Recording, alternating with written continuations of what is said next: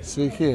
Tai prieš atvažiuodamas į festivalį, iš tikrųjų buvau labai susikaustęs, gal nelabai susikaustęs, bet buvau susikaustęs keliais dalykais, ypatingai tuo gal intimumu ir požiūriu į partnerį, savęs atskleidimu per prieš ankstinius santykius, ta prasme, kurie įvyko anksčiau ir ką man leido suprasti tos kelios dienos, kurias praleidau festivalyje, tai kad iš tikrųjų nereikia bijoti savęs išreikšti, reikia tiesiog leisti, kad tai plauktų natūraliai iš savęs, į savo kūno, iš savo minčių ir išvažiuodamas iš festivalio, ką noriu padaryti iš tikrųjų, tai visiškai viską paleisti ir tiesiog plaukti natūraliai su savo mintim, su savo jausmais, su savo širdim, su savo emocijom.